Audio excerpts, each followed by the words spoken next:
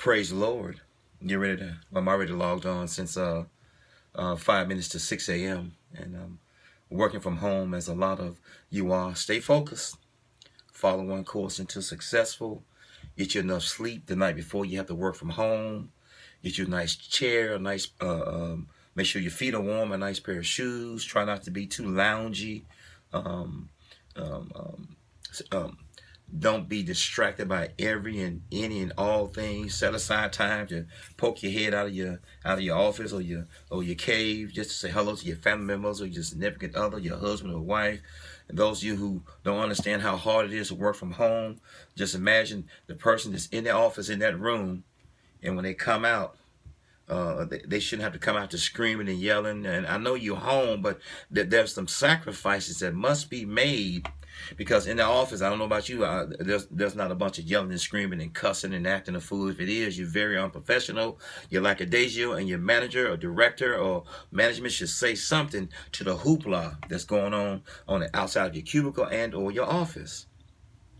A lot of us are working from home or work at home. As I stated, go to bed. Don't consume alcohol while you're working. You want to do it in your cubicle or your office.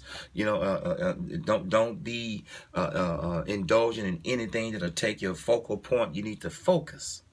Follow one course until successful. Don't use I gotta work as a means of being antisocial in your own home, house, apartment, studio, or whatever your domicile is, or wherever your domicile is at. A lot of people are pleasant and heroish and heroes and heroines at work.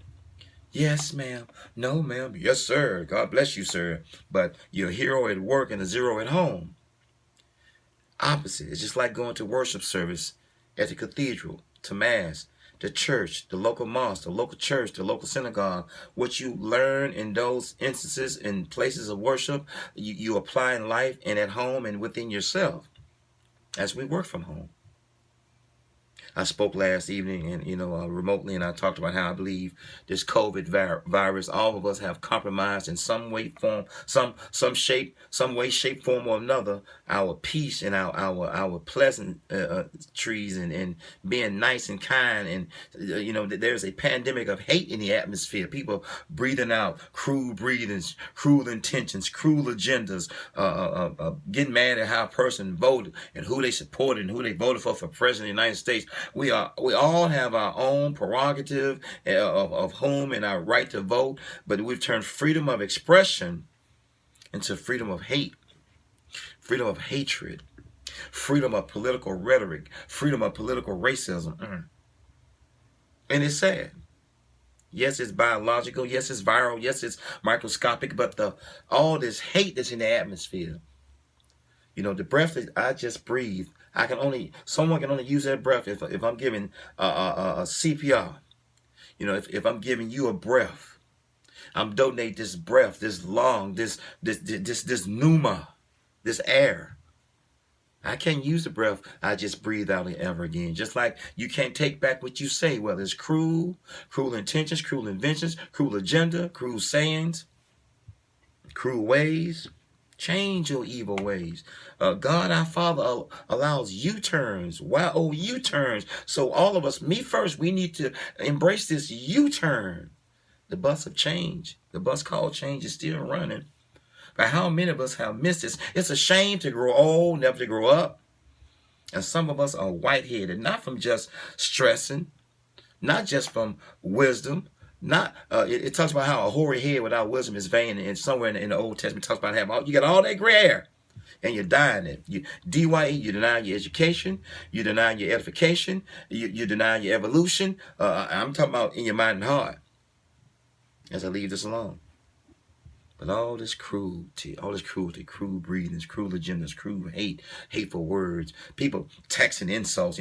This day and age, people won't say it to your face because, in this day and age, somebody will do it to you. So people text us. They text and evade your posts, and they keyboard gangsterism and keyboard gangsters and keyboard trolls and trolls on patrol on the internet and social media. Space invaders.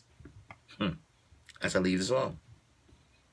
But yes, we live in an age of just constant hate, constant indifference, constant racism, constant bigotry, constant indifference, constant infighting, factions and divisions, and I'm not making this up. We sing this song, this land is your land. And the next verse says, no, this land is my land. It don't say no, but this land is your land. This land is my land. That sounds like a tug of war versus somebody compromising as I leave this alone. But so many do focus. They follow one course until successfully hating, successfully being bigoted. Let me say this to you. There's no such thing as Caucasian right, African right. There's no such thing as Jewish right, Russian right. There's no such thing as Polish right, Mexican right. Right is right, wrong is wrong. And when people start taking race, and you think because you are Caucasian or African or white or black, that you're right, because you're Democrat or Republican, God our Father, Elohim, the God of truth, He is the one who has wrote in the hearts of man on the tablet of stone. As He knocks on our hearts, we know what is right, we know what is wrong. It's not based on who's president and who's senator, who's congressman, who's representing you. Right is right, wrong is wrong. And when I come across a person who I deem and can feel and discern on social media and in life, that they are basing their right or their wrong on skin color or political party affiliation, I have quietly and secretly disconnected from a lot of people on social media. Not because of their beliefs. You're entitled to your beliefs. But because of your right and or wrong, you don't know the difference. I refuse to support someone because of skin color, skin tone, or political party affiliation. I support what's right and what's wrong. If you want to frequent a Jewish neighborhood, a Jewish shop, if you want to frequent a Caucasian neighborhood or Caucasian shops or African or black shops or whatever, okay. Racial pride does not mean racial indifference. Just because somebody is pro-white don't mean they anti-black. And that burns me up. Just because someone prefers to be around their own it shouldn't mean that they don't want to. Just because somebody wants to be around their own kind don't mean you have to be unkind.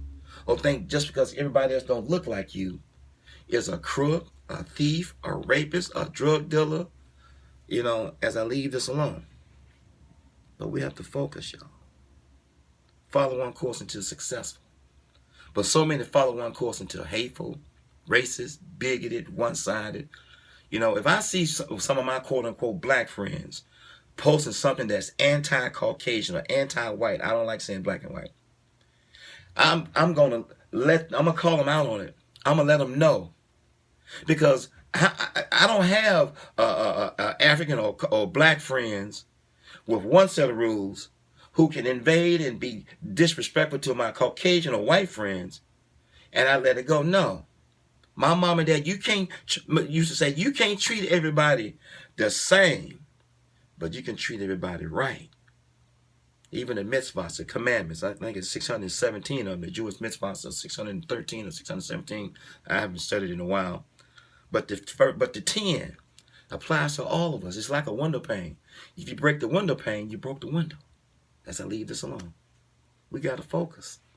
We got to follow one course until successful. This COVID-19 virus, all this hate, racism, bigotry that's in the atmosphere, and we can't live in this aquarium. We can't live in this atmosphere and brew all these cruel intentions, cruel inventions, cruel agendas, and cruel ways, and think we're going to get away, sail away, as I leave this alone. So I pray God our Father bless all of us. God our Creator bless all of us to focus, to follow one's course until successful. Because the rate we're going, y'all, we are destroying one another. A song that I heard when I was growing up as a teenager. I'm going to give you guys just one verse of it, maybe two. Self-destruction, you're headed for self-destruction. Self-destruction, you're headed for self-destruction. We better pray, focus, follow one course into success. Peace.